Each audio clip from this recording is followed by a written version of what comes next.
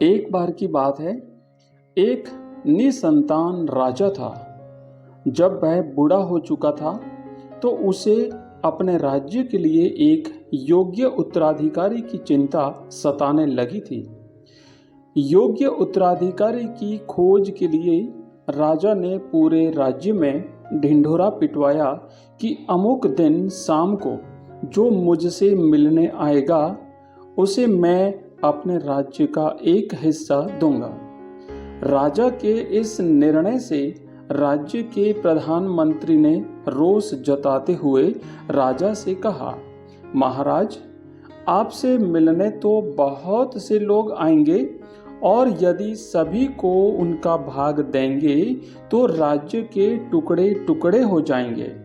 ऐसा अव्यावहारिक काम आप कदापि न करें।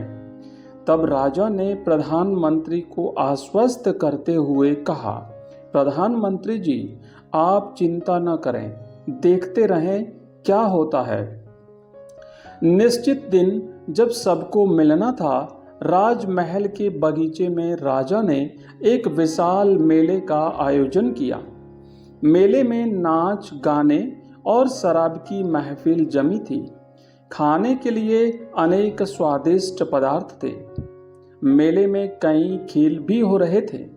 राजा से मिलने आने वाले कितने ही लोग नाच गाने में अटक गए, कितने ही सुरा सुंदरी में, कितने ही लोग आश्चर्यजनक खेलों में मशगूल हो गए तथा कितने ही खाने पीने, घूमने फिरने के आनंद में डूब गए।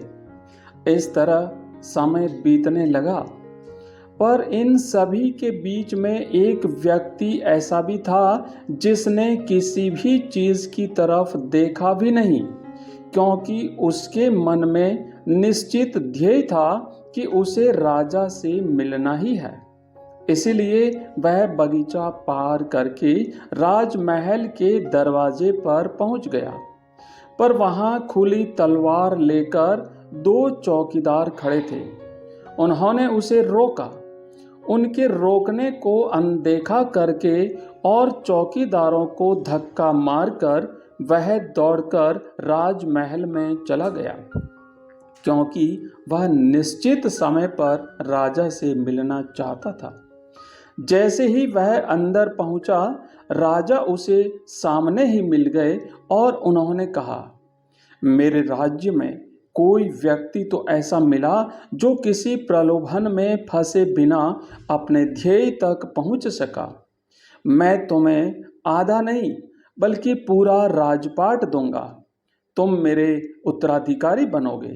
मित्रों, इस कहानी से, इस प्रेरक प्रसंग से हमें ये शिक्षा मिलती है कि सफल वही होता है जो लक्ष्य का निर्धारण करता है, उस पर अड़िग रहता है, रास्ते में आने वाली हर कठिनाइयों का डटकर सामना करता है और छोटी छोटी कठिनाइयों को नज़रअंदाज कर देता है। मित्रों, इसी प्रकार की प्रेरक प्रसंग और रोज़ कहानियाँ सुनने के लिए हमारे चैनल को सब्सक्राइब कीजिए।